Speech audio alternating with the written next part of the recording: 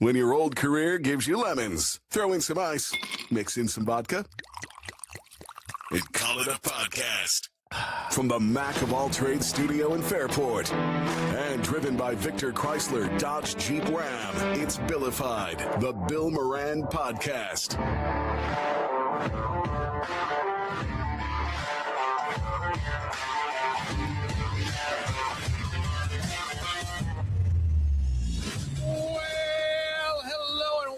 Thanks for getting your pot on. Thanks for telling a friend. That's how we spread the word about the pirate ship. Danny's here, and he has me laughing, and he doesn't even know, like... Am I that guy who's funny and doesn't realize he's funny? I think you might be. I'm not sure. It's just... I've always thought I was funny. No, you are but there's funny. Some people who prove me wrong. What did I say to you? You said, there have been moments on this podcast where you've been hilarious. Funnier than Kevin. You didn't say that part. I just went through that. I know. so you can get me some. No, I'm just joking. But it's true though. Danny was talking to said, "Have you had time to watch a movie lately?" And because your life has been just so organized chaos, hasn't it? Yes. Like right now, you're getting a text message. Yeah, I know. As soon as we start the podcast, like automatic text. Dad. So I'm sorry. It wasn't him. God, Bill? I was trying to fight that sneeze, and anyway. You don't want to fight a sneeze because you could blow out brain cells. I've heard. Okay. I don't know if that's true. Do not. Who'd you hear that from? That's an old wives' tale. It might I heard be true. in like the 90s. It might be true. I don't know. Came from the 90s. Danny said, "Have you seen a movie?" And there was a movie I did want to see, and it was in theaters for a few minutes with Will Arnett, and it was "Is This Thing On?" And who's his wife in that? It was Laura Dern. Laura Dern. And Dan said, "What did you think?"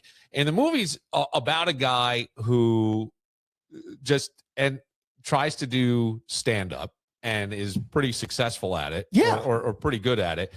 But and he doesn't tell anybody he's doing it. No, and he did. He and his wife were going through a tough time. It looked like a divorce. They're separated, but they didn't cheat on each other. It was no. He slept with somebody, but after they split up, though, not like they're like most divorces. People think if there's cheating, they split up, and the cheating wasn't part of it. So the whole movie, you're thinking, okay, well, what happened? Some sad. What happened was it just sounds like they just kind of grew apart with the kids, and and maybe there was somebody who was sort of catching her eye, and he's just sort of like this. You settle in sometimes. If you don't keep working, it's gonna. Yeah, the kids become the focus instead of the marriage. Well, the kids can. Sometimes. And but like, I was looking for a definitive moment. Yeah. Like, because usually movies have like that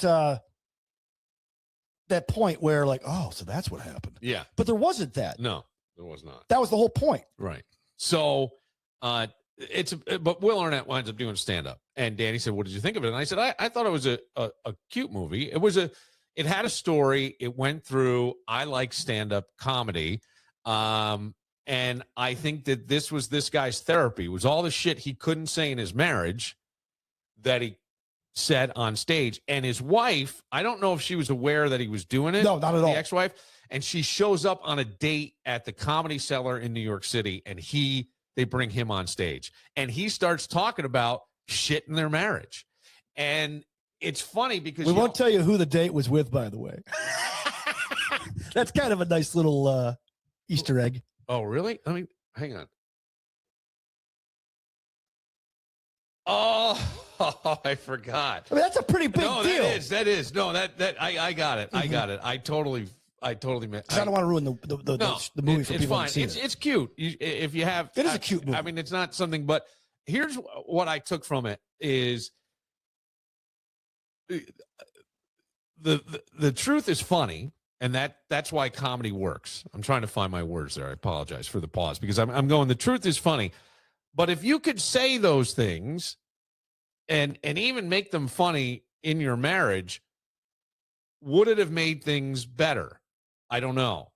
I am in a situation now with my son and stuff where I'm in therapy like with him, right, and his mom, and we're just trying to work some things out. But it's him. He's the focus. it's called a family therapy, but family therapy would be like if you and Beth went to family therapy, the therapist has to have your back and her back pretty equal. And the cats. In this case, Jameson is the client of somebody else, and we just happen to be in the room. So their primary concern is him and his safety and his well-being and his mental health. So, but I did a whole thing in my group therapy class where I compared it to boxing, and I brought in the mitts. Yeah, we talked about it. But there's a line in there that I wrote that just sticks with me. And the line is, after you box, even if you spar, and I have recently, and I was all bruised up pretty bad. Oh, I got hit on this side of the arm, and the bruise showed up here, Danny. It was huge.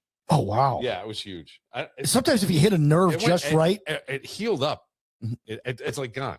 But the thing was, you can just see the remnants. I could see. Yeah, it looks like a ringworm. Yeah. No, I'm just joking. So, but I think my thing was in there. It's the punch you didn't throw. It's the thing you didn't say. Right. So if I have the opportunity, I feel like I need to say it. The problem with me is sometimes it comes out like a cannonball, and you can probably find a better way to say it. Yeah. That's just been me my whole life.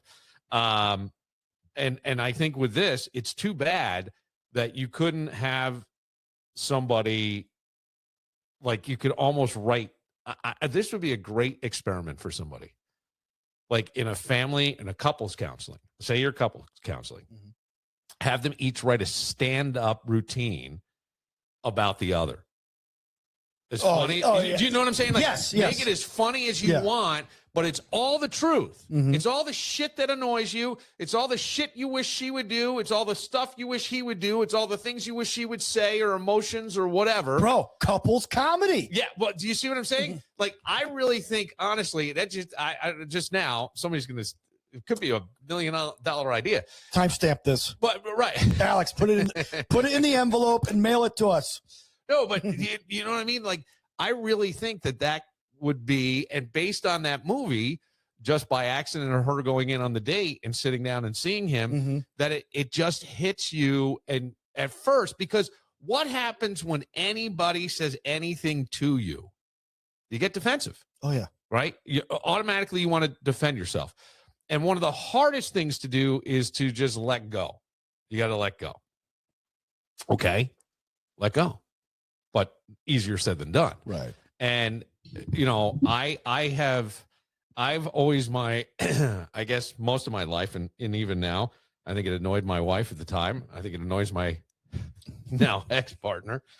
I had phrases and buzzwords. I would say, I'm not burning calories on that. I'm not going around the block again. I'm not doing this. We're going to be a systems family. And now, remember that one? That's his new thing now. Systems. We're gonna run systems. Well, everything was a fucking I know. So what I say now is, like, I'm not going to litigate the past. What I mean by that, right? Okay. Yeah. All right. What would you, if someone says to you, Dan, I'm not litigating the past, what does that mean? It means like, you think I'm litigating the past? You think I'm revisiting everything? You think, how about you? And then we all get defensive. Okay. And we start spewing stuff. It catches people like flat-footed. So now you don't want to appear to be the person or the characteristic that you just mentioned. Yeah. So now you overcompensate and verbally spit up on the next person, right? Or the other person. So what I really mean by that is, because you're right. I think that's how people hear it. Yeah, it's the Mark McGuire defense. And I was not thinking that at all. Well, how would you? I was thinking that, and by the way, it didn't come to the way you just laid it out, but I could see where it would. It did not. I just want to make that clear. It did not. But I think the thing was, I don't like when you say that. And I said, what I mean by that is, I'm not going to say that your version or anyone's version of the past is wrong. That's your perception. That's what your memory is. That's it. I'm going to let it just lay there. So I don't say anything. I don't react at all, which I'm not sure is good. And I've been thinking about this more. And you tell me, just as a guy talking, I guess, a couple of guys sitting around just shooting the shit. Just water. I'm starting to think you don't need to litigate the past, but you may need to clarify it, because I remember a time when I was like really annoyed for some reason with my dad. And then I found out that when I did the Entombed in Concrete, that the radio station didn't have security all night. Such a radio move or non-move. Well, I don't know if they thought they had it and they did. Whatever happened, there was nobody there. And I only had one pipe coming out of this Entombed in Concrete that gave me air. And my father noticed this, and my father noticed there was no anything. They were going to go home, but my mom came to see me get entombed, and she was so upset that she went back and she told my father. So they stayed, and he went up, and he stayed overnight, stayed up all night. I think my brother might have been there too, or my brother drove up from Cornell, and they up all night and just made sure that no one. He was afraid someone was going to block the air hole. Never said a word to me about when I got out in the morning, right? It was I think 2 days later, and both nights he was there, and I didn't know it. Like, I had no idea that your father was there for you. Yeah, I no, he never said anything, and I don't know. And when I did find out, I'm like, oh my God, it softened everything. And that's where I think maybe sometimes if you can go back and go, well, that's not how I remember it. I'm not saying you're wrong, and that's what you felt, but here's the shit. I don't know. It's just a just a thing. I don't know. Here's a feeling I've had. I do like the couples therapy idea, though. Couples comedy. I ordered some fucking food tonight, and I went and picked it up. Let me rephrase that, because somebody said I swear too much. I went to pick up my food, and I get back here, and I had ordered I went to Chipotle, so it was just down the road. Ordered it online, could just do their drive-through. Got their double protein, low calorie bowl. Huh, okay. Or maybe it's high protein, low calorie. Yeah, high protein, low calorie. Yeah, because they do have a double protein bowl. Yeah. I was thinking of getting that. I didn't. And then I thought, since I'm going low calorie, I can get chips and guac. Yeah. Love the guac. Yeah, you got to make up for it. I get back here. There's chips. No guac. No guac. I was not happy. And here's the thing. I could. It's not far. I could hit it with a football from here. But I'm like, I can't. I'm not going back down there. No. It's not your job to go back there. It's their job to get it right the first time. Especially when you order to go or you order in general. Yeah. There's now tip. Yeah. And they can see how much you're tipping or if you tip. And if you don't tip, you may be subject to, I don't know, some malfeasance on the other end of the kitchen. But hang on a second. Like, most of the time, I don't tip my McDonald's people. Right. They're doing basically the same thing. So I think I did tip here, but all they're doing is handing me the food through the window. Like, I tipped, it's called tip fatigue. I am just like, only wait staff should be tipped. Baristas, no. Okay. No, you get paid a full wage to do what you do. That's your lot. You chose that job. So that's what you do. That's what you're supposed to do. When you wait tables, you get taxed differently. So you get paid differently. Yeah. So you don't get like the full minimum wage. You get like a fraction of it, and your money is based on tips. Like, I remember when I worked as a waiter, my paychecks would sometimes be $5 to $10 after they took everything out, because you're not getting, at that time it was like $2.90 an hour. When you waited tables, you made your money on tips. That was the idea. Now what they've done is you got either minimum wage, which in New York State is a nice chunk of change. All right. It's not $4.25 like when you and I were growing up. It's now like $15 to $20. $4.25.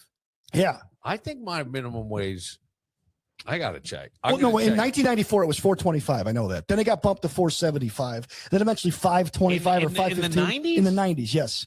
Now, and then Cuomo came in and said, no, it's going to be $15 or $10 I got. Oh, maybe. But the point is, though, I got less. But the point is, though. Well, restaurants notoriously paid less because it was a tip thing. Well, yeah, but like if it was less if you were a waiter or waitress. It was like $2.90. Yeah. Okay. Yeah. And now you got people who are just behind the counter doing what they're supposed to do, like they would at Burger King, like they would at McDonald's, like they would at Tim Hortons, like they would at Dunkin', except You got people at Chipotle and all these other places. Like there was a place that I went to. I'm not going to say the name of the place, but I went to order like the equivalent of a garbage plate, and I always ask for it with cheese. And I tipped the dude. It came out to $23 for a plate and a bottle of water. I remember when these things were $6. Oh, and yeah. I didn't get my cheese with it, which makes the whole plate. I'm like, why am I tipping? You can't get this right. And by the way, more often than not, they get it wrong and they want a tip. Oh, this is a fair thing. You know what I think? I think you do a set about it. Because Danny did say the movie was inspiring him to do comedy. And I started laughing. He goes, oh, yeah, Dan can't be funny. And I go, no, you're funny. I think you could do it. I think you absolutely could do it. Bro, I would laugh at you. Do you want to do do you want to do it? I was thinking about it. Yeah. What do you mean thinking about it? Well, yeah, I mean, like, look, I got a few ideas. Like I told you about a year or two ago when we, before the Greg Connors roast, but we did an event at Iron Smoke. We did a comedy show, and I asked you about doing a joke about cancer, and right, and you were like, and I ran it by you. Were like, yeah, I don't know if that's a good idea. Okay, I'm like, all right, fine, but I run that joke about 10 other people I've tested it on. No, I have not. Yeah. I'm and kidding. so, like, I mean, and I've been talking, you know, in my church and whatnot. I go, you know what? Everything's so serious in Christianity. It can be lighthearted, but like, there's no Christian comics, or there are a few that are on Instagram. I go, I have a few ideas. One about like how I'm glad being Italian that the apostles and Jesus weren't Italian, right? I think I could get 10 minutes out of that. All right, well, you know, and I mean, so, but I don't know if that would be appealing to an audience that would show up at a place like comedy at the Carlson, because they don't want to hear about Jesus. They want to hear about. Hang on. Other Sam stuff. Kennison had one of my favorite jokes. Oh, about the 3 days. Yeah. He's like, you know why Jesus never got married? He goes, could you imagine coming home and she goes, where the hell have you been? Oh, you wouldn't believe what happened to me. Yeah, really? What? You run around with those 12 losers who follow you around everywhere? You know what I mean? And it was so well done and so funny. And Bill Hicks had one. He had a great joke about stop wearing the crucifix, because why would Jesus come back when you're wearing the I actually heard a pastor use that in a service going, if Jesus was crucified or like was killed in an electric chair, will we be walking around with little electric chairs around our neck? And I don't think he heard it from Bill Hicks. I think he thought of this himself, but the joke is 30 years old. Hang on. Because there's so many things I want to get to tonight. I'm going to say that since you just brought that. There's many similar lines of thought. Yes.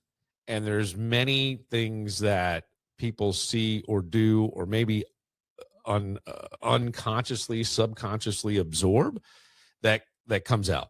Could he have heard Bill Hicks? Sure. Maybe. Probably not, is my thing. Right. And is that a common thing to say? I mean, it's not a hard connect to make, right? You're wearing around your neck what Jesus was nailed to and killed. Can't wait to come back. You know what I mean? Right. Like, it's not okay. So like right now, and I don't want to spend a lot of time on this, but Mel Robbins made a lot of money off the let them theory. And she claimed she's a podcaster. She's motivational. I find Mel to be interesting to me. I mean, I don't listen. I've listened. It's well done. She's intelligent. She's a former lawyer, and she's a lady that fucking did it all on her own. I mean, really did. She was hundreds of thousands of dollars in debt and got completely out of it. And I think she and her husband tried to start a TV studio or something in Boston, and it just went right in the shitter. And this woman has done it. And then she gives good advice, but she now somebody's saying that they started the let them theory. And this is a woman whose husband was killed in combat or while in the armed services. And she, in whatever, she put a poem out called Let Them. And the let them theory is see, the let them theory is one of these things that now has come to sort of bother me, because it's people like my mom will go, well, just let them. I mean, you just have to let them. Well, why wouldn't you fucking let them anyway? Right. But her point was there's my swearing again. Her point was her son was going to go to a taco stand for dinner before the prom. And she's like, oh no, I'll make reservations. You got to go somewhere nice. You got to take. And then it's like starting, why would you go to a taco stand? I think it's going to rain, blah, blah, blah. And her daughter came to her and goes, Mom, let them. That's right. And so that the let them theory is let them. So if it's, I guess you're supposed to apply it to things like, I didn't get invited to so-and-so's party. Let them have the party. I won't even think about it. I had a buddy's intervention that I didn't get invited to. I'm still upset about that. Let him. Hey, he's sober now, 10 years. See, it worked without you. Yeah. I had my own problem. Could you imagine if you were there and it didn't work out? What timeline would that be? But so this lady's saying that she shared a poem on Facebook that basically said this, and that she should get some residuals or something, or basically that Mel stole it. What did you take? But where did you take it? You know what I'm saying? Like Mel Robbins took it somewhere. Okay. Where did you take it? Okay. So that is exactly what I was going to say, because like Zuckerberg took Facebook. Yeah. Stole it from the Winklevoss twins, but he took it to a level that they would have never have done. I don't think so. We don't know. We don't know. We don't know. But his theory was what? Like if I invent a different kind of chair, did I steal a chair idea? No, I just made a different chair. So same thing, like the let them, and maybe people are saying, well, she's stolen a bunch of shit, whatever. Dennis Leary, comic out of Boston, ironically, rumored to have ripped off a lot of his act from Bill Hicks. Well, maybe I guess they had some similar stuff. I don't really remember, but the whole thing was like, hey, he did it better, or he pushed it harder. Well, I remember when he was doing the vignettes on MTV in black and white and the leather jacket with a cigarette. Yeah. And those were kind of funny. Yeah. But like he like Bill Hicks wasn't reaching the MTV audience. No, he was right, but he wasn't targeting them. Let's put it that way. Well, Hicks was like a angry professor in a college. Yeah. But my point being, again, it's a different vehicle, right? Robin Williams. So many guys will say you ripped them off. Oh, yeah. A different vehicle. I don't know. Mel Robbins, maybe, but you're right. She took it to a place that this lady had it longer and did nothing with it. Yeah. If that's the case, other than get a script tattoo on the forearm that says "Let them." Right. Let them. I would go. Let them what? Do I get to? Or should we go all the way back to what's her name, Marie Antoinette? Let them eat cake. Yes. Wow, it's her idea. Yeah, I don't know, but man, that's something that my father and mother used to say for you. Hell, let them. The hell with them people. Yeah, right. Let them. Right, and that's who cares. Well, what they think. That's why I don't think she can market any specific "let them" merchandise because it's a phrase that's in the public domain, and I think I think you can't take something that common and just do it. Like happy birthday seems to. Yes. All right. Yeah, I got that. But I think it's now in the public domain. Yes, it is. But it wasn't for many. Yeah, that's why every restaurant had to come up with some annoying happy birthday song. Seriously, because ASCAP could walk in and say, "We need royalties for your happy birthday song." Yep. That is you're very true. The more you know. So I just think, like, to your point of the pastor, I think there's just, it's not that outrageous to think that somebody else could think of this. And, I don't think he stole it. And let them is not that outrageous. Because I think he would have attributed. Of course. That's what I mean. All right, we'll take a moment. There's a bunch of things I was going to talk about tonight.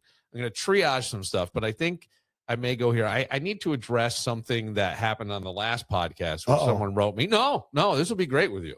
Okay. You'll be, I think, firmly in my camp. Okay. On this. So you had the triple threat match on the last podcast. It was Kevin, Laura, and Mark. Yes. But this was a listener who's taking they're responding to something that happened with the four of you. Yes. Something I said. Yes. We'll get to that right after this.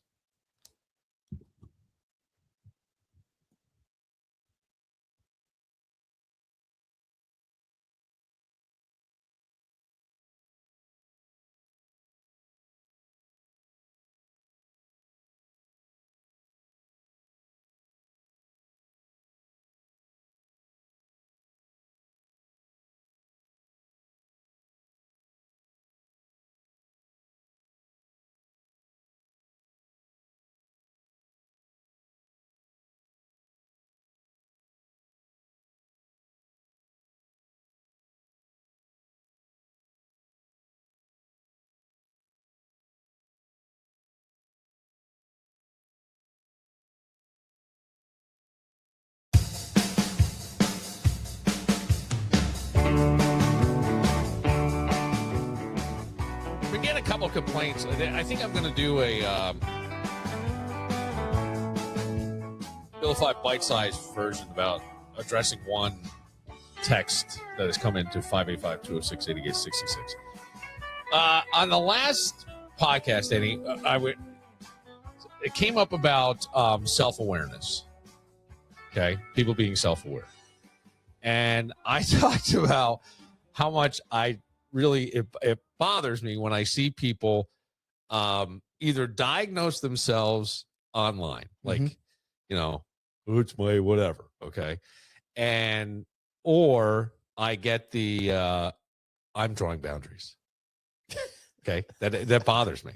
And it's not that you're drawing boundaries that bothers me. That you're announcing your boundaries. Why, you narcissistic? Oh, dude, Facebook is loaded and with I wanted to say a swear after Instagram is loaded with that. Social media is loaded with that. Yes. I am hereby announcing today that I am cutting people off. That was the big one when Facebook first started.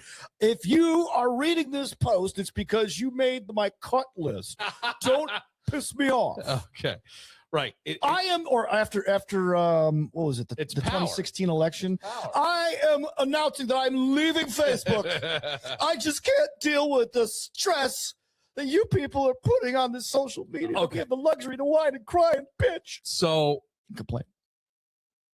The person wrote, "You think you can be a therapist, but this is how you really think." And I thought, yeah, that is exactly how I think. Because honestly, and it's probably why I should be one, it's not therapy. It's the freaking announcement. That's not growth. That's not somebody growing. That's not people working on themselves. That's people saying shit to you. It's the announcement. And that is the thing that I just find really bad. And I always think, why does it have to be posted? Healing doesn't need a press release, does it? No, it's just narcissism is what it is. It's attention. You're right. We are like when we hear the word, like there's two terms that have come out in the last several years that really bother me. What's that? The attention economy. Oh, yes. Okay. Instagram is loaded with that. YouTube is loaded with that. Okay. Well, this is that. But you did radio for 30 some odd years first, okay? Yeah, no, so did I. It's like we were paid. People actually paid us and gave us a living to do this. Still are. Okay? Yeah. And the other one is main character syndrome. Oh, and this is leaking into news and sports media. And it drives me crazy. I actually wrote a little bit about it. It's coming out in the Times of Wayne County this week. Quick plug. But yeah, it drives me. It's just the textbook narcissism. And the thing is, I don't want to say everybody does it because Marcellus Wiley said everybody is not everybody. But you see enough of it to think that everybody does it. It drives you crazy. It's branded growth. Yes. Right? Yeah. My growth brought to you by me. Somewhere along the way I look at it is we've taken therapeutic language, right? And we've turned it into armor.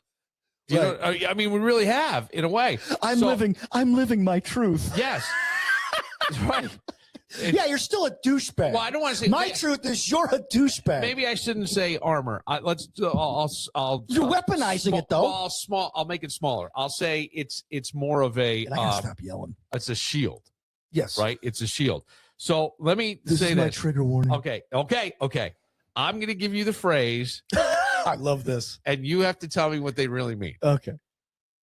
That's triggering for me. You're a pussy.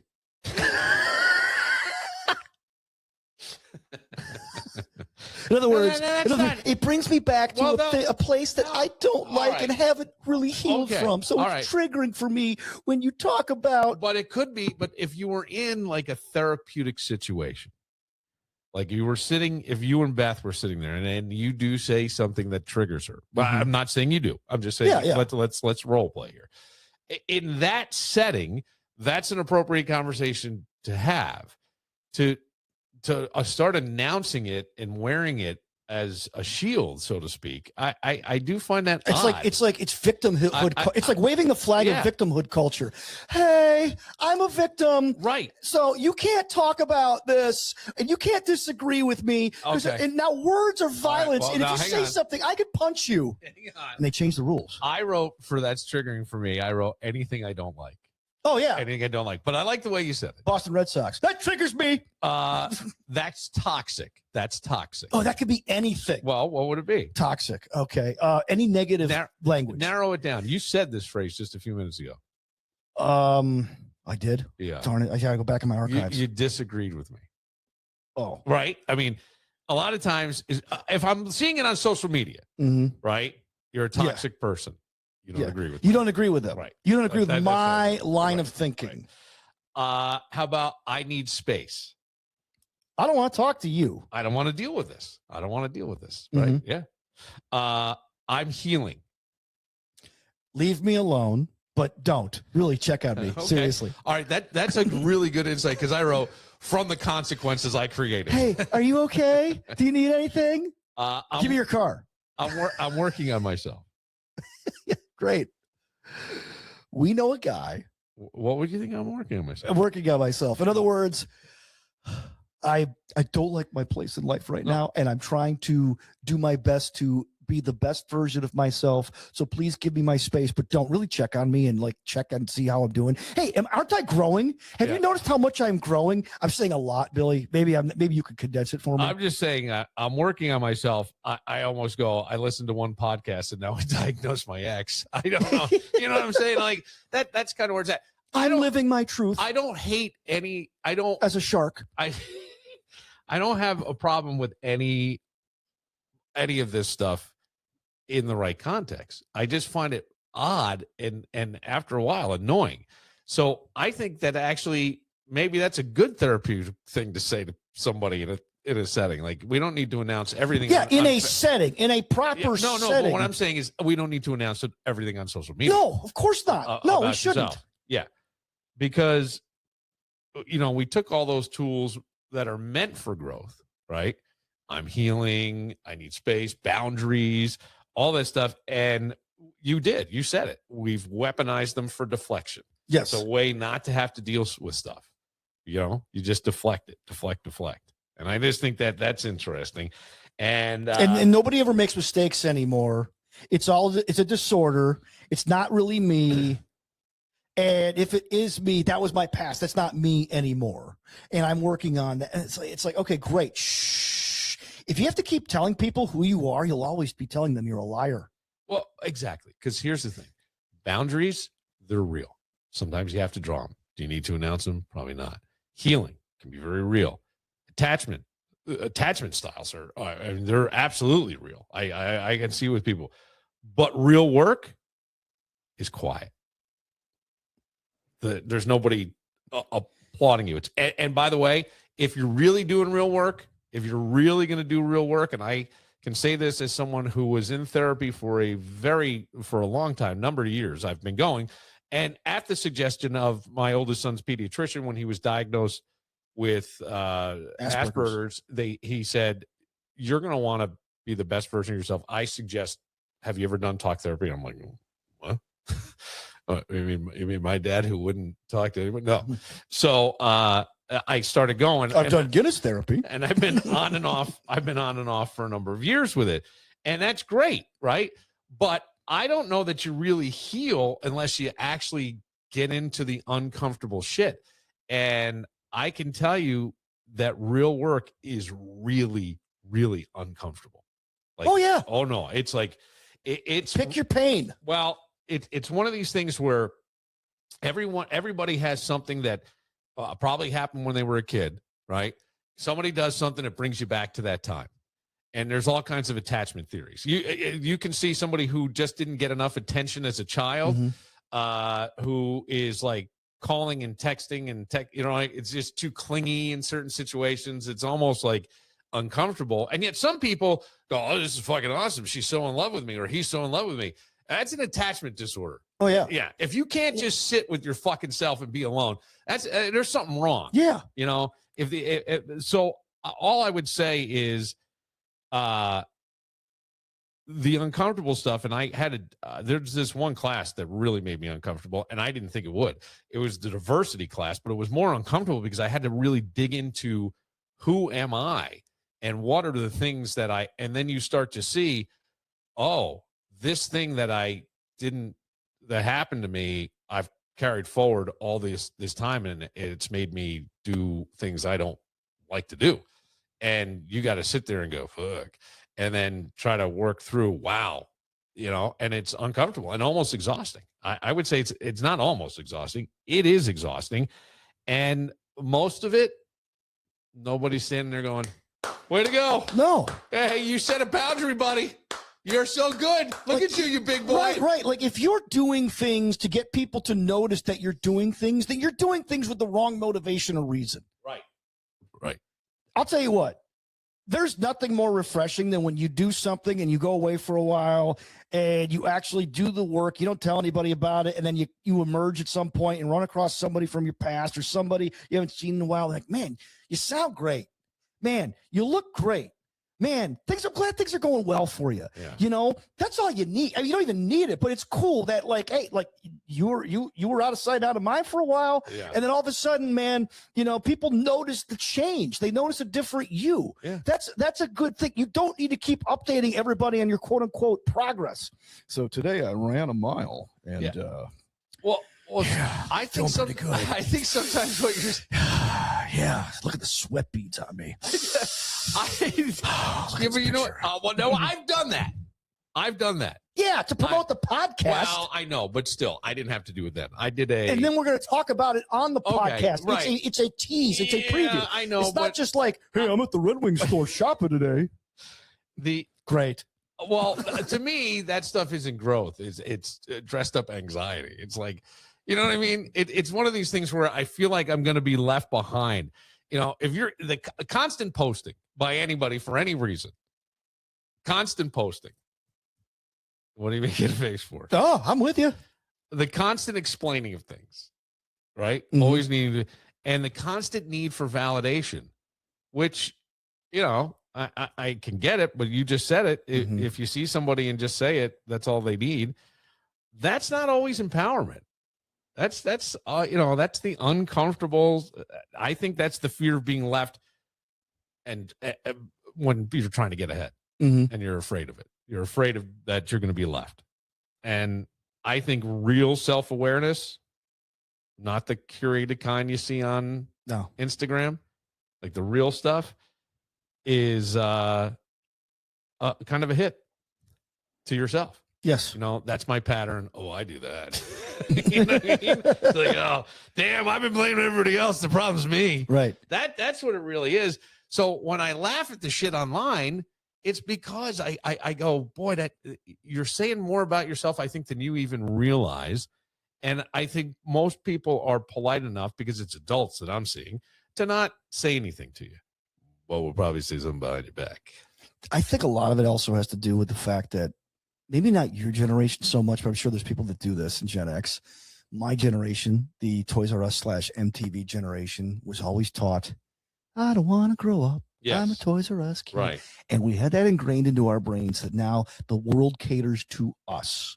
We were the first generation to be put in front of a television and watch cartoons on Saturday. And eventually it became too. Okay, I said Gen X earlier. Meanwhile, at the Hall of Justice. Right. But the point is, though, is that there was more and more of it as we got older. Right. All of a sudden now it wasn't just Saturday morning cartoons, and it was the afternoon cartoons after school. Then it became cable television. Then it became prime time. Then it became the internet. Then it became social media. Then we had this thing called an iPhone, and then a tablet. And now you can't go anywhere without it. So, hey, who's the main character now? Right. I am. Right. And by the way, I like think, this nostalgia for the past. What did they always tell you in school? Take care of number one. Mind your business. Take care of number one. Mm-hmm. That being yourself. Mind your beeswax. I don't think there's anything wrong with that. I don't think there's anything wrong with you being the main character. I just don't know that you need to. I don't know. We're all the main characters of our own lives, right? But you don't have to make yourself the main character in somebody else's life. Well, here's the thing too. You don't wake up delusional. It starts small. Mm-hmm. It's just like, nobody joins a cult on the first day. but slowly they get into lure it. you in. They just lure you in. It's little blind spots. Yeah. You get those little Suddenly blind spots. diving through tables in a Bills game. It's your little justifications. You know what I mean? It's all that stuff. You know what self-awareness does? Gets rid of all your fucking justifications. Oh, God, it did it again. All your You're justifications. getting better, though. You're catching it. And over time, you become a version of yourself that always makes sense to you. That's it. While right? the rest of us are like, Yeah. well, Right. you and I know a guy. We've talked about this on the Oh, podcast. God, I can't wait. You and I know a guy Yeah. who announced on Facebook about 10 years ago that he was a quote-unquote alcoholic.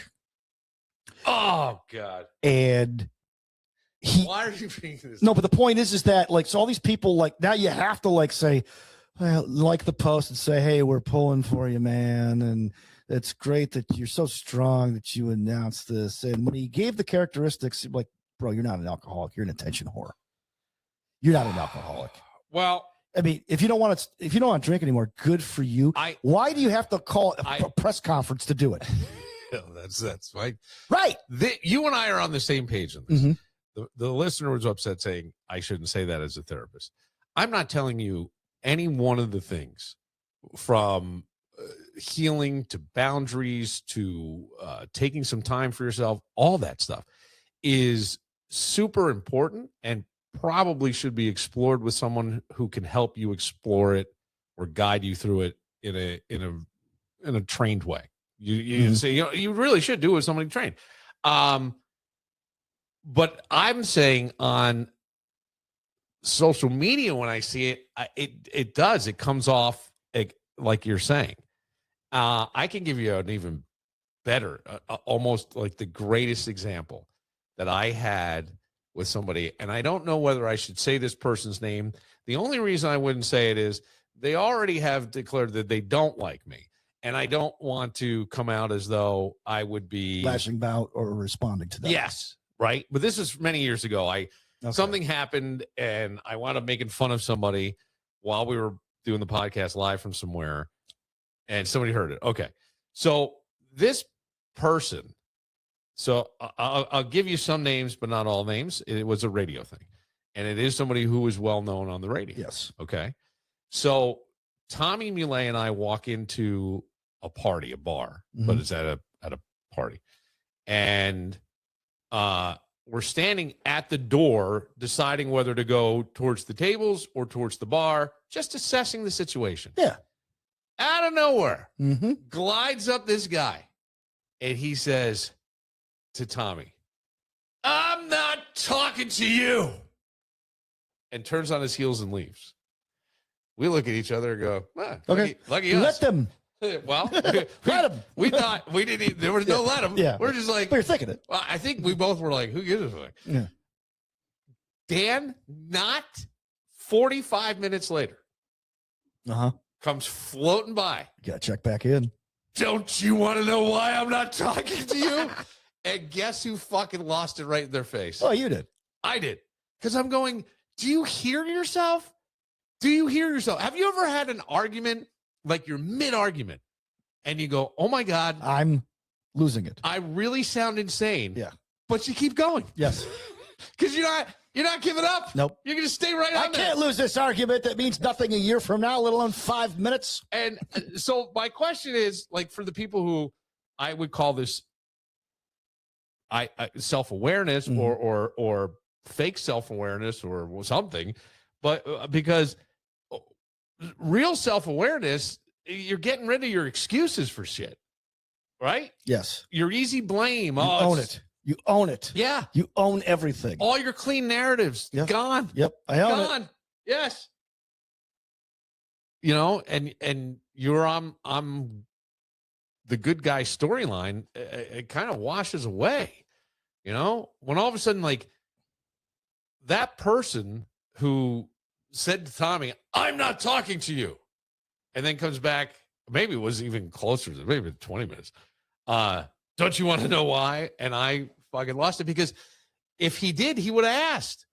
The bigger thing would have been, honestly, if you're really upset with somebody to that end and you think that they're going to trigger you, okay, and you stay away from them completely at a party, or if they join a circle, you know, like a conversation, you happen to be in it, like just a group of people, you sort of slide out. That's a way better way to send the message of I'm mad, and then maybe the person comes and goes, "Hey, did I do something that offended you?" Instead of this grandstanding as to why wouldn't you want to know why you upset me? Right. I could not. First of all, I couldn't believe it was a dude that was doing that, and I know that may It's sound funny. misogynistic. You know what's funny though? It's that it's often the dude who does it. I'm seeing that more and more every day. It's often guys who do this stuff.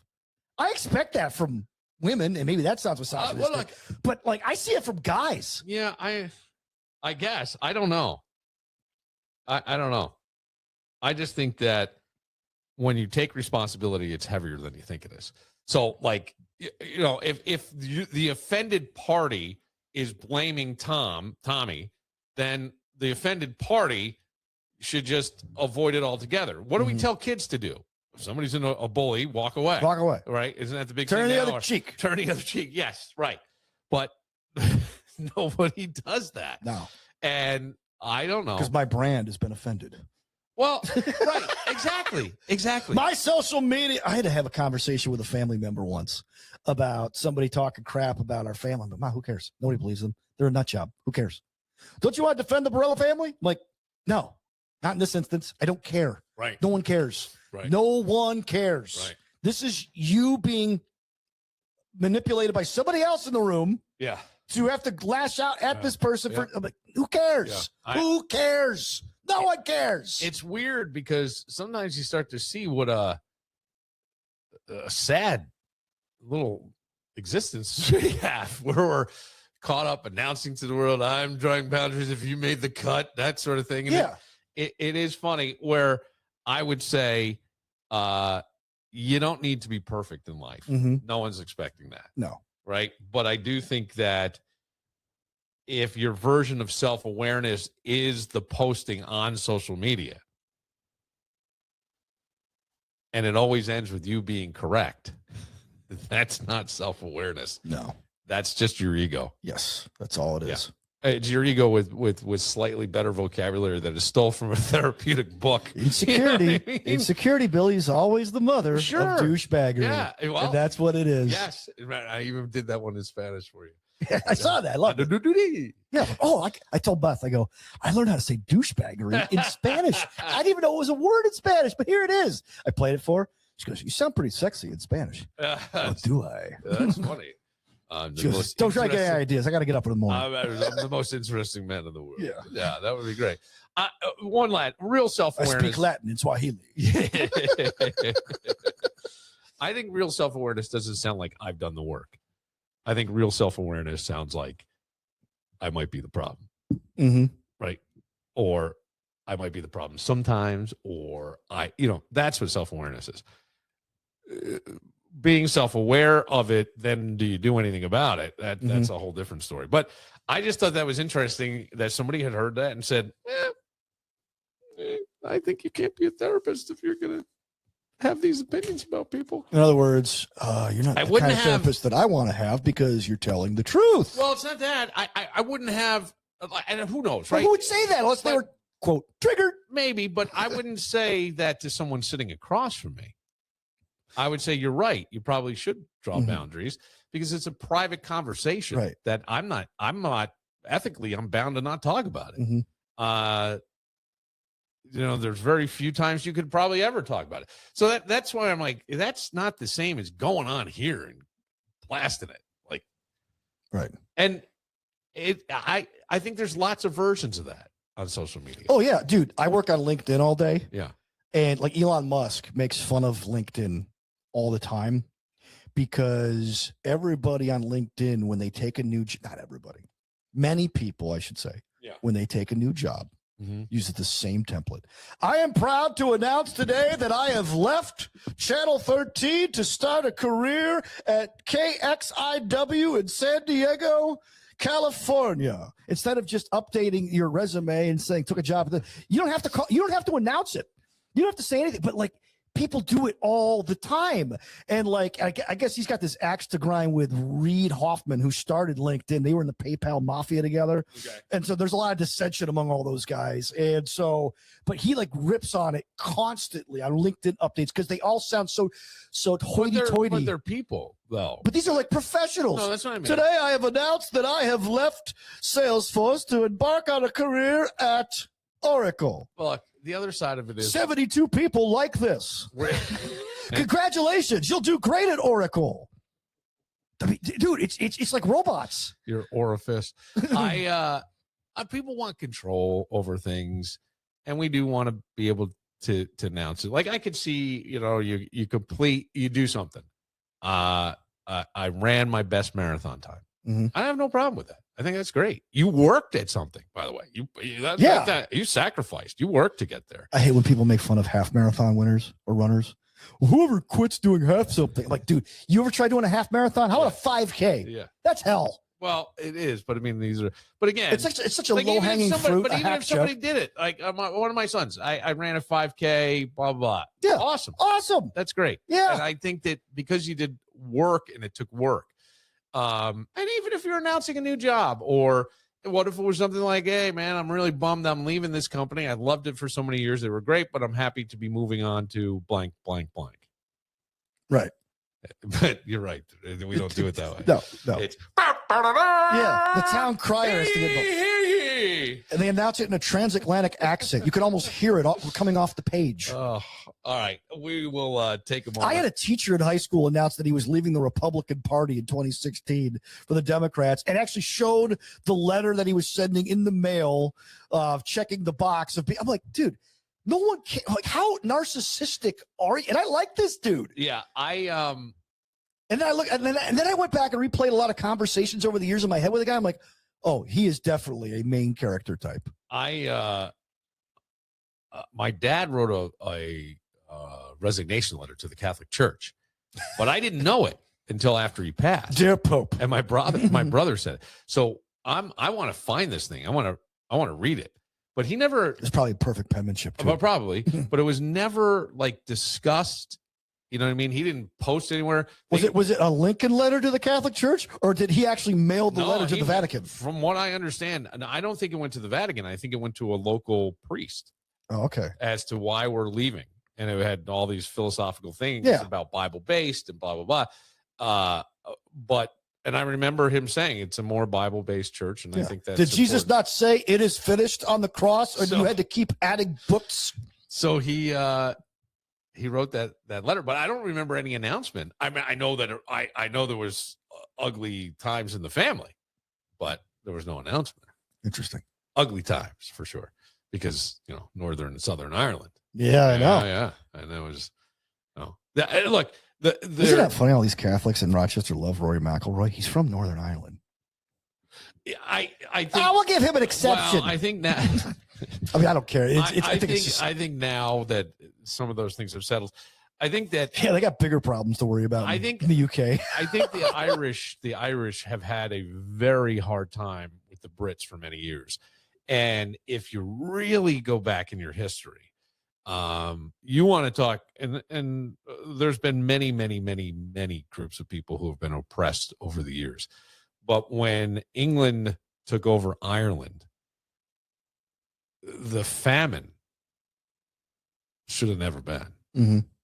England was demanding so many bushels of wheat, so all the food that could have saved the people, England was demanding it and making it happen, or you would lose your land. And that was the way it was. So when we hear like the potato famine, we can't say that you could have had a bad season for potatoes or bad things to the ground. It's not uncommon, but that didn't mean there wasn't other stuff. There was, but it was all, a majority of it was going to England. And that's why if you get to the core, if you go back and you find some old school Irish, and there are not many left, they strongly dislike the Brits. Oh, hate them. Yeah. Hate him. You and I had a professor in college at different times named Dr. Biskupski. Yeah. And he used to go, I don't know why you people love the British so much. Yeah. And I thought about it. I'm like, the only thing they really did well was rock and roll. That's it. Yeah, but imperialism. They really are douchebags. They were imperialists. And by the way, England's getting worse. It's bad, dude. It's real bad. How do you know you've never even been? Bro, Ken Starmer, dude, the Muslims are like taking over England. They're raping people. No one's saying a word. If you speak out against Islam, dude, I pay attention. To whom? I pay attention. I read the news. All right. What news are we reading? We're talking Twitter, man. Okay. Just look it up. Elon Musk is going off about the dude. Okay. All right. I don't know. They look the other way. All this other craziness. They're afraid. They got to take back their country, man. Thank God we left. All right. We're going to take a moment. You good? Yeah, I'm good. Okay. At what point did things stop shocking us? Because I have a shocking story that is not so shocking. Oh. We'll get to that right after this.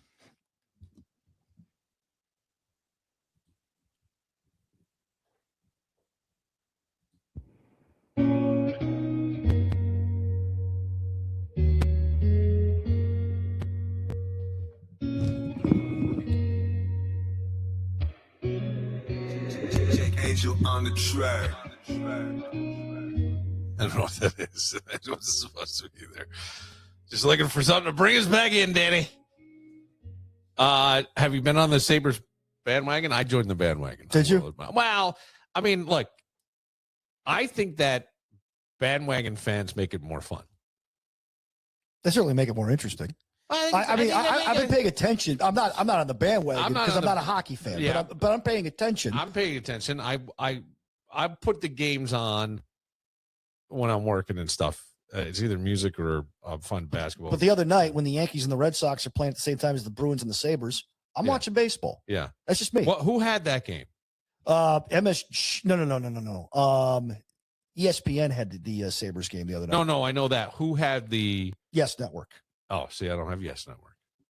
A lot of their games are on Prime this year. Your Yankees. Oh yeah, the Yankees have a lot of Prime games. Yeah, a lot of Apple games too. Yeah, like it's hard. Everybody's complaining because it's harder and harder to find games. It's all over the place, and it sucks. And then so people go to. It's great for bars because if I want to see the game and I know a quiet neighborhood bar and they'll have it on and they have Apple TV, I can go there. But there were a bunch of old dudes who were like really pissed. Oh, dude, yeah, they can't because it sucks. Well, so the Yankees, it was the same thing for a fucking million years. Yeah, you did. Did you hear about this? Larry David. You know who Larry David is? No, never heard of it. Okay. He did never heard of that. No, I'm saying he did a commercial for Yes Network, Michael K, that he can't find the game, that he's yelling that he can't find the game. Yeah. The problem is that that's on Yes. Where else would it be? No, the joke is that you can't find the game when it's not on Yes. And they missed the point of the commercial. Like he's a stodgy old man. He can't find the game. Just yell into your remote. Press the button. Get me my Yankee game on Yes. But the problem is that the Yankees aren't always on Yes. Sometimes they're on Netflix. Sometimes they're on MLB TV or Roku. Sometimes they're on ESPN. Sometimes, and by the way, I have the baseball package. I can't get the Yankees or Mets on the baseball package. You have to have your own local cable operator to get it, or Prime, or if you're in New York State, you can't get a Yankees or Mets game on MLB TV. Really? Nope, can't do it. Oh, did not know. Wow. Yeah, true story. It sucks because, I think I went. Doesn't NBC or ABC have Sunday Night Baseball? Yes, NBC's got Sunday Night Baseball on Peacock too. But they didn't have whatever team. I thought it was the Yankees. You couldn't see it. It was blacked out in your area or something. Well, so it was so frustrating. If the Yankee game is sometimes it is. That's what's confusing about it. If the game is on Yes Network, then you can't watch it on ESPN sometimes or Peacock if it's on two networks. Okay.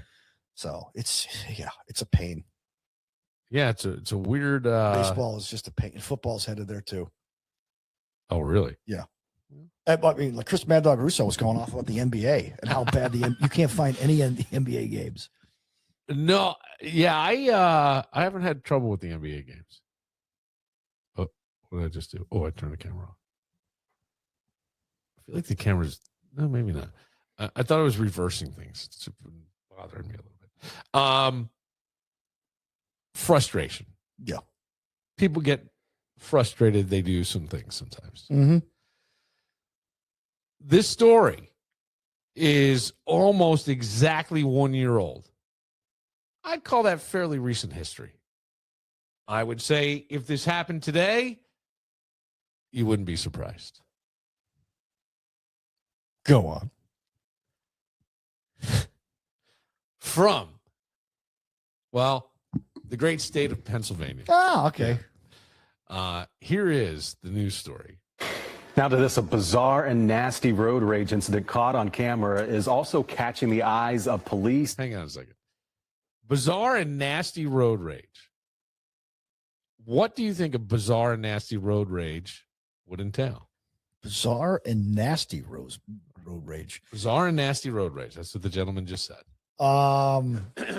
Could it involve like some type of bodily functions? Well, Dan, you're on to something. Am I? Okay. You are on Now to to this, a something. bizarre and nasty road rage incident caught on camera is also catching the eyes of police and social media users. A Delaware County woman is facing multiple charges after she is seen defecating. Oh, don't get pink eye. This is doo-doo, baby.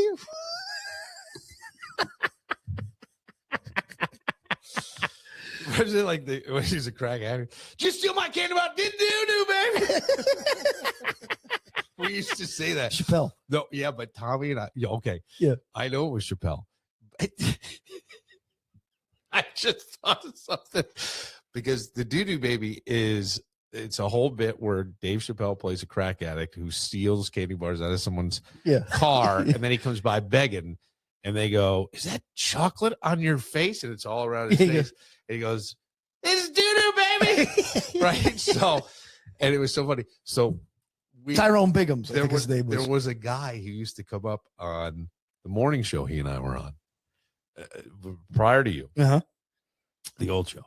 And he had a very thin goatee. Okay. And he shaved his head. He was bald. Older gentleman, friend of the hosts, and he dyed it. He dyed the goatee. Okay. So the goatee, and we used to look at each other and go, "It's doo-doo, baby." Oh, it's so funny that you said that. All right, back to the lady. On a car hood. This was all after an apparent dispute with the driver. NBC 10's Lily Zhang was in Prospect Park as the suspect was taken into custody. The police chief for Prospect Park says he has seen some road rage cases during his career. Somebody cuts someone off, then the drivers might get into a heated exchange. Right. You can see where people get pissed off. But if I told you this happened today, if I said, you wouldn't believe what happened out in Chilai. Yeah. It's an area of town around here. First thing I'm thinking, West Side. Yeah, I totally believe that could happen. It tracks. It tracks. That just happened in Pittsburgh. Be like, wait, what? Well, now that would be better. That would be golden poop. Actually, the ass that it would come out of could be, no, seriously. This is fecal matter, baby. Yeah. Then they typically drive away. But in this case on Tuesday, there was a little more to that. And the incident was captured on video by a bystander. That video, shared thousands of times on Instagram, shows a woman identified Thursday as Christina Salameto walking to another woman's car. The 44-year-old sits on the hood, or not showing the most graphic part of the video. Oh, good. Good. I'm glad. But you won't believe what this person did. But by the way, this is news. Like, this made the news. Can we go back? People want Cronkite back. I want Cronkite doing this story. I want this story coming out of Cronkite's mouth. And that's the world it was. Including when she appeared to defecate on the car. I know it's being joked about a lot. Joked about a lot. Dude, you got to see this thing. It's like spray art came out of her ass. Oh, dude. It was like massive diarrhea. She left a fucking cloud. This lady, I mean, and you got to see her face. She's like so proud. Clearly, a woman has something going on. I don't know. It could be bipolar, maybe. I'm not sure. I mean, most of the time, Crohn's. There's a big difference between you cut me off in traffic and you idiot and a felony. You know what I'm saying? There's a wide gap there, Dan. There's a wide gap. But the weird part is it doesn't feel surprising. I just want to hear. I haven't listened to what the cop said. They have people on the street. We don't have to play the whole thing. All kinds of puns, innuendo, and humor. Innuendo. Speaking of innuendo, have you seen her endo? Online about this, but the bottom line is we are treating it seriously. No, it can't happen in this community. No town wants this to happen in their town. Prospect Park. When I moved to West Henrietta, I'm like, I do not want there to be road rage with people dropping a number 2 on somebody's car. Police Chief David Madonna says it happened by 4th and Madison. Like most people in this neighborhood, police say they too found out about the incident through social media. So do they get to arrest you? I guess, right? It's evidence. Yeah. Right? I mean, we use cameras and stuff. Okay. Your Honor, Exhibit A, Mary Palmer's Facebook post from Monday, April 21st. Oh, shit. 73 likes, 154 comments from 2 shares. Yeah.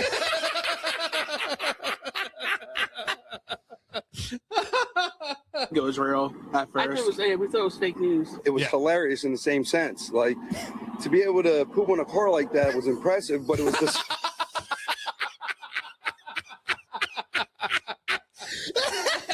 He had me at it was hilarious in the same sense. Like he's using words to describe a sensation. And then he goes one step further, which is hysterical. Oh.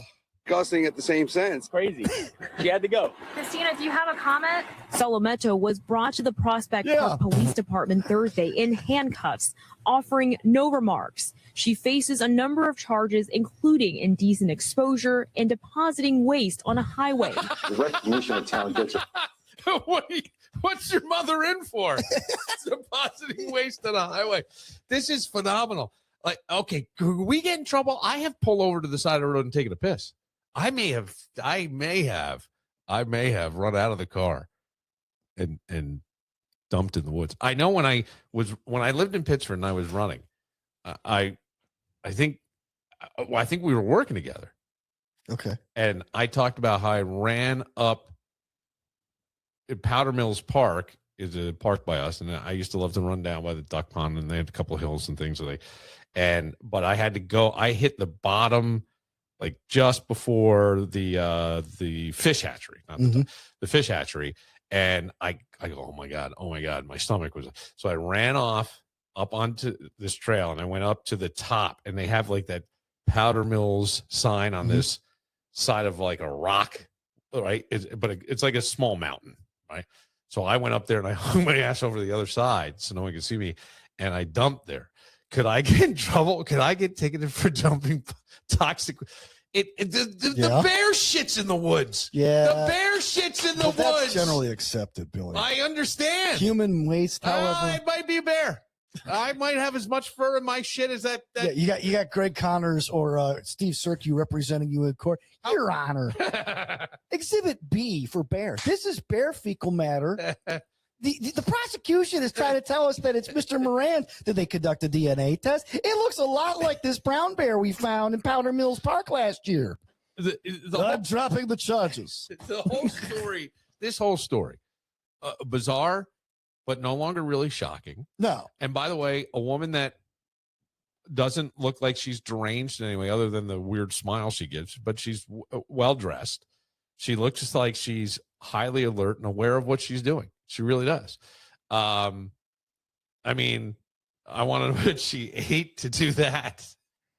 I don't know if maybe she had to get home and really go to the bathroom. I mean, you got to see it. I'm going to find it for you. No, I'm going to find it for you to look at. But look it up in your phone. I don't want that in my search history. I don't either. All of a sudden you get pictures of doo-doo. Well, right. You're right. But the thing that's strange is I feel like from frustration to behavior, that gap has shortened. Like we're immediate reaction. We're immediate like behavior with stuff. There's we've lost the friction that would be in there to slow us down. It feels that way with some people. Oh yeah. Right. Everything is Like, it's immediate validation. I just shit on the hood of your car. It's immediate escalation. There is no like soft spot. I just literally. Well, but nobody soft serve. Nobody sits with anything anymore. No. Like that. We got to get it out now. Right. I got to be heard now. It's so it's on demand anger. Well, because look, we just did a whole thing where we're talking about I'm healing, I'm working on myself, I'm setting boundaries. I'm living my truth. Okay, cool. But somehow, as a human toilet, we're also one bad merge away. Right. From completely losing our bowels and our minds. I got to go. I might as well go on this car. You know what I mean? Yeah. In public. And I just can't. I can't. I mean, you've been mad in traffic. Oh, yeah. Yeah. I haven't gone number 2 on anyone. No, I got so pissed off once, which was really dumb. That I once. Okay, well, that's a fair point. We all get angry. I think somebody did something, and I had the kids in the car, and I was mad that they did it, so I decided to chase them with the kids in the car. Yeah, in the minivan. makes no sense whatsoever. Like, absolutely deranged, stupid. I don't know. And look, I think everybody's thought of following somebody for a second. I once I didn't realize I almost drove a guy on an expressway, and I hear these like next to me. I hear like the rumble strips. And I look and I go, oh my God. And I had a guy pushed over. I don't know how. I you know what I mean? You somehow, I couldn't imagine how this happened. So I slow down and go, oh my God, I'm so sorry. And I'm rolling down, I'm so sorry. The guy's screaming at me, if I ever see you, I'm going to kill you. And he spits out the window and all this shit. And I'm like, okay. It's like, all right. I didn't do it on purpose, but I get it. You'd be scared out of your mind because the road's going to turn. And if you don't go with it, you're into the, you're right there on the barrier. You're riding the rumble strip. Right. You gotta get into traffic. So I did feel bad about that, but I don't know. We've all been the person that we are chasing in the car. We have all made the mistakes in the car that we get angry with other people. And we think only other people do. But there's a difference between thinking something insane and doing the actual act. Yeah. Like, you're the headline of the 6 o'clock news. Right. Hey, Mom, you're on the news again. He's like, you know what I mean? And I got to think, if this TV station in Philly is any kind of TV station even around here, if this happened around here, they're showing up in court. Oh, yeah. And the person's going to have a nickname. We'd have several nicknames. Yeah. I don't know. But wouldn't you want to remain anonymous in some way? I don't know. You'd think. Well, when you're anonymous, there's no consequences. When you shit on somebody's suddenly. Over this kind of thing, it's really unwelcome. We don't want this. Chief Madonna says with any road rage incident, there's always a level of frustration, but never a need for it to escalate. There's anger. Or defecate. People are in a hurry to get everywhere. Things are certainly tumultuous in our country, to say the least. There's a lot of anger out there. And sometimes this is how it presents itself. With the suspect family, Wait, sometimes it's over. When does it ever present itself with someone defecating on their car? And by Josh the way, Allen just threw an interception. I got to go to the bathroom. I mean, this is a blowout, dude. This lady has a freaking blowout. Cut yourself. Good. I did. I'm trying. Good. I will address a text I got. Oh. Very, yeah. Okay. This person is a podcast consumer. Oh. And they refer to themselves as my biggest fan and biggest critic. Okay. Yeah. So, and they listed some other podcasts that they listen to. Oh. And I will address doing it. an apples to animals comparison. Kinda in that, yeah, kinda. Okay. Not bad. I am a podcast consumer. I do a podcast about podcasts. And here's how I rate the podcast that I podcast about. You're at a traffic light. Yep. You and Beth. Yeah. You're sitting there. You guys have a favorite song? Yeah, we're sitting there listening to Rev on the Red Line by Rev Foreigner. Okay, I don't think Beth. Is that No. I like. Are you guys yacht rock fans? No. Jackson Brown, little Jackson Brown. Deflection's the 90s alternative. Okay, 90s alternative. You got a 90s alternative on. You listen to Lithium on Sirius XM. XM. Here comes Enya. Here comes Hunger Strike. Oh, Hunger Strike. She's like, I want to sing this. I want to sing the Chris Cornell parts. Okay, boo, go ahead. So you're at a traffic light. It helps if you know the words. And somebody gets out, and it's just at the part of the song. I'm going hungry. Going hungry. She blows her ass out on you. Are you staying calm? Are you Dan Barillo staying calm? Well, if they're doing that, no. I'm kind of confused, like, because that doesn't seem like something somebody would do. Okay, until today. Are you calling the? Well, am I calling the police? I don't know, because it depends on where I have to get and why. Okay, I can't just, like, if I'm on my way to dinner and I'm hungry, I'll deal with the doo-doo later. If you had a truck and she couldn't get to the hood, and she shits in the grill, and then the air comes off the engine, right, through your vents. That's bad. We're going to the car wash. You got to sell it. Yeah. It's like, where's the Delta Sonic? You can't get that smell out. I think Lou Graham wrote about that in Rev on the Limb on Lake Avenue. Stop at the Delta Sonic. It's easy to do. Wash away the. Yeah, I don't know if I would be calling the police either. I'm not sure. I think I'd be laughing so hard, going, "This is unbelievable," and thinking of like trying to get my phone to call 5 people immediately. Like, I may do a group call and go, "You won't fucking believe it. You're not gonna believe it." I think my wife would grab her phone and get the license plate number and all the information. I think I would just be like in shock. Yeah. Like, I'd be like, I would be laughing. I wouldn't know what to do. I would be laughing so hard. I'd be like, "Oh my God, I have been waiting for something like this to happen for so long. I feel so lucky." You know what, Dan? I really feel blessed. You know what you do? You know what you should do? If someone goes and craps on your car, you need to drive to the local convenience store and play the lottery. All right. But here's the thing. Like, if what are the odds? No, but if they got it, if they did it where I can see it, I'm in the car, and they come and do that. That is, for a guy like me, that's a story that. I got a story, right? Forever and ever. I don't know. I think I would drive away.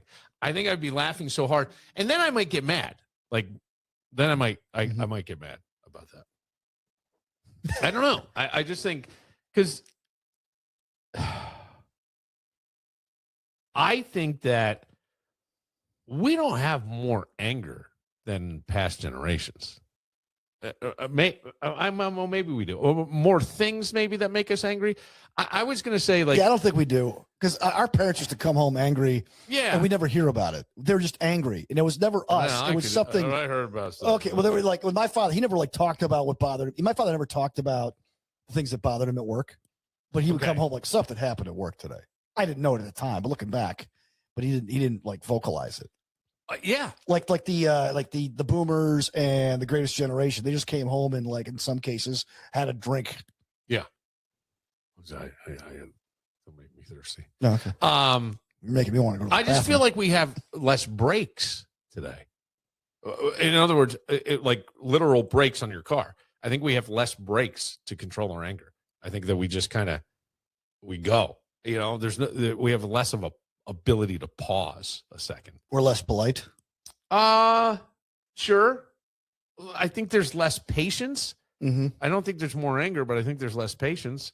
I don't think there's more anger, but I think there's less ability to kind of sit. The more in the moment. technology, the more our lives have become easier, the more we've been conditioned to our lives being easier and smoother. And when we have the slightest inconvenience, we react that much more angrily. I guess, but like all these gurus are sitting on TikTok telling you how to, breathe and box breathe and do it. Oh, yeah, but they're not doing it necessarily. Like, okay, like, remember that guy, Chris Hansen? Yeah. He used to catch all those predators, Yeah, right? yeah. He got No, he did no, not. No, time out. He didn't get in trouble for that. He got in trouble for something else. Taxes. Yeah, but the point is that, like, It was taxes. It was taxes. Yeah. But the point is that, like, people, even though he was exposing something completely different, at the end of the day, if you're going to go out, the idea was, and I didn't subscribe to this, the idea was, if you're going to go out and catch people, then you make sure your house is clean. And you know what? I don't think that that's necessarily a bad thing to say. Mm-hmm. I thought I'd have to look into it again. I thought it was because he still owns it.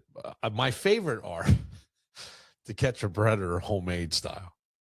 Oh yeah, where you go and beat the crap out of somebody. No, but it's like they catch it. Yeah. No, it's like this neighborhood watch program, and they lure a guy to meet them in aisle 4B of Target or Walmart. And they confront him on camera. And then they confront him on camera, and they might, one of them will punch him or something. And I go, dude, you're facing an assault charge. Oh yeah. Because as of right now, this guy didn't do anything. And that's, I mean, I get your anger. I get your thing, but I also go, who has the time? We're going to get this fucker. Watch this. Who has the time? You're protecting your child from this person. Are you though? Mm-hmm. Because maybe there's how many versions of that guy out there? Right. Okay. If there's that many versions of that guy, then maybe we need to focus on the kid to give them the awareness to not engage and try to show them some of the things that are a little less savory online, right? Mm-hmm. You don't want to stay away from these people. I don't know, but I mean, I can't say that I wasn't sucked into watching it. Mm-hmm. Right. I'm not saying that. I'm not that innocent. I did watch, but as I watched it, I kept going, not so sure that I can endorse this idea. Yes, I'm not called saying vigilante right. justice. I don't have look. Please don't think this guy should be walking around. Why are you fucking? No, I get it. I understand, but Mm-hmm. But you're talking about gurus, right? Like, so remember Miss Cleo? Yeah. Okay, Miss Cleo used to give everybody their tarot readings, their future, and then she gets busted for income tax evasion. Dude. Okay, she didn't even see it coming. That was the big joke. Yeah. Right. It's like, so like you got to take all these. Call me these now. She wasn't influencers. even Jamaican. I don't. No, she wasn't. I think she was from Queens. But the point is, like, you got Jamaica Queens. yeah, I mean, right, really. right. But the point is that if you're gonna give advice, you better be living it, because as soon as you here's an example. Mike Vrabel's telling Trayvon Henderson not to use Bible verses to speak out against homosexuality. Then he gets caught having an affair, denies the whole thing, then throws the lady, Diana Rossini, under a bus after she goes and blames the media for everything blowing up, when the reality was they're having the affair. And you can't preach accountability now, because you couldn't be accountable. That's why I take all that guru stuff with a grain of salt. It's a guy. Oh, I get it.